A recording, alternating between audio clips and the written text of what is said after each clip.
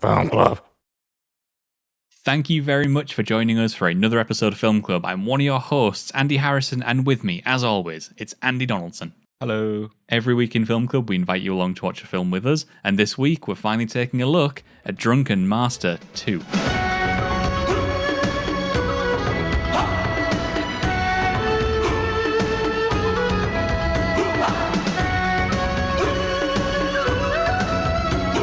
Fei-hung, who is the Drunken Master himself, is just going about his daily life. He's helping his dad with a couple of errands.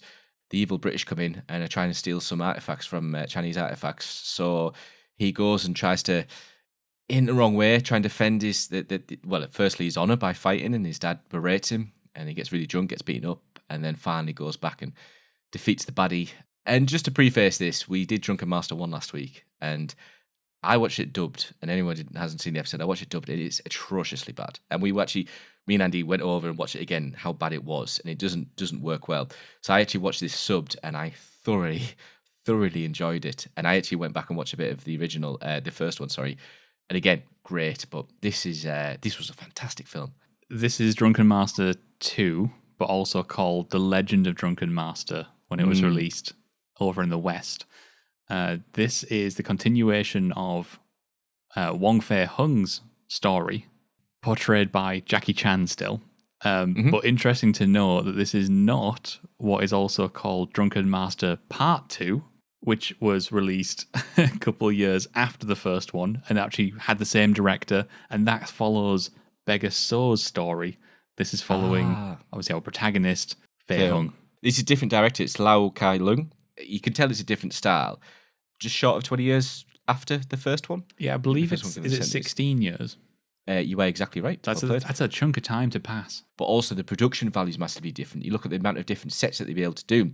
There's a fantastic scene earlier in the film, but towards the end, where the lighting of the steelworks is exceptional. You look at the use of the train and the way that Fei-hung is using like kind of benches to enhance his abilities. And I said this before in last episode, how Police Story, it was him using his environment more, the stuff around him, whereas in Drunken Master 1, he was less so doing that. It's not just the directing, it's not just the acting and everything, it's like the sound is great. I know we know back in the day of like Kung Fu films, he gone about all that, it's it's the same sound effect. It really works. It really carries the film. When this film has the amazing ability, I think we said this as well last week, the amazing ability of being able to carry it forward just through sound and visuals, of course, and the choreography of the fighting, with a little amount of dialogue. But when this dialogue does come in, it's bloody hilarious.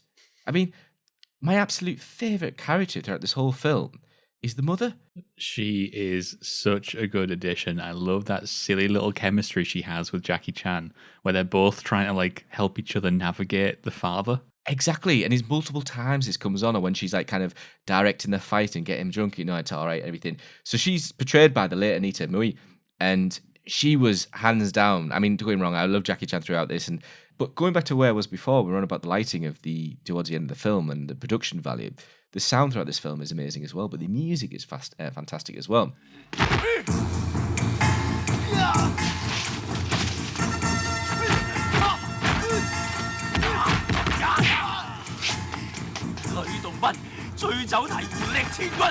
It's so well paced with the fighting, and I'm gonna massively, hopefully not mispronounce these, but it's a gohung, which is just like the kind of guitar instrument that they have, and the yeru, which is the kind of violin sound. They're very traditional Chinese kind of instruments, and the way that the music came throughout this film and all the different kind of themes that they had for each individual moment was just breathtakingly good. It was so nice to have that kind of lovely sound, as it picked up in a and the tempo increased when it came to like the quite upbeat and action featured moments. It was fantastic using music and sound.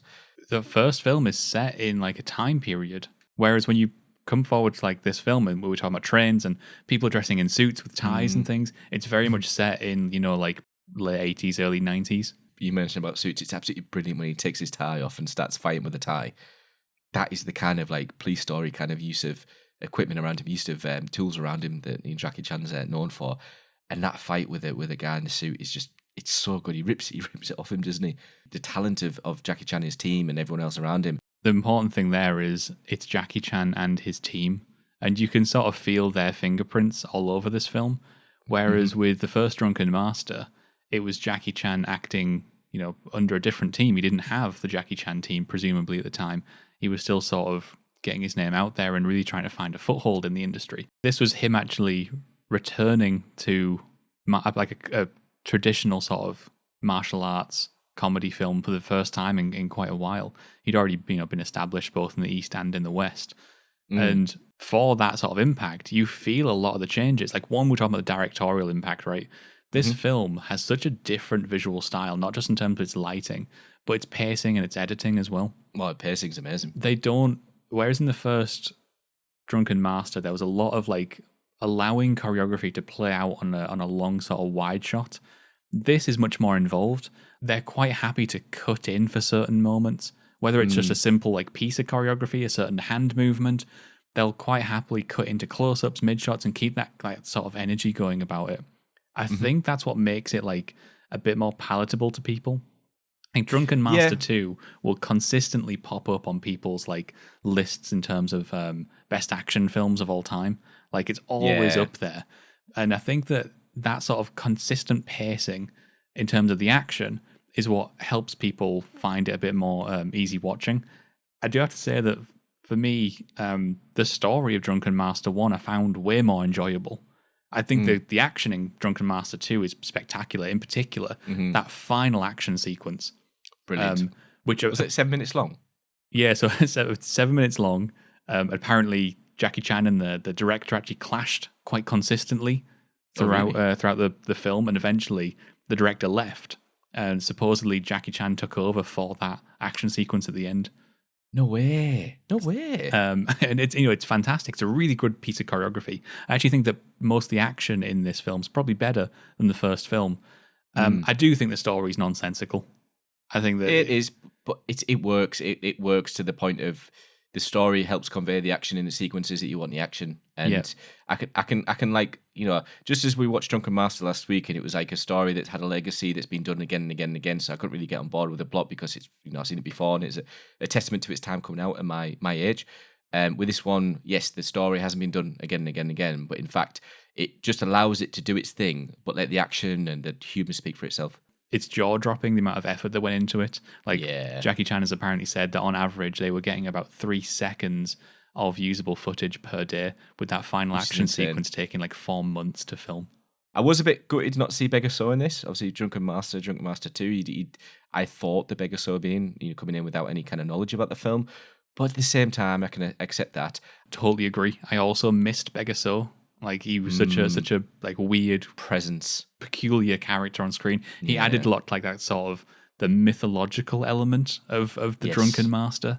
I do think that this could be well on its own a standalone film. I think that the way that embellishes this drunken kind of stance, this drunken fighting presence, which I love about this film, by the way, he's afraid to go into it. My dad tells me I can't get drunk, which is hilarious reason to not like hone your ability. But I do like how they big this like drunken technique up.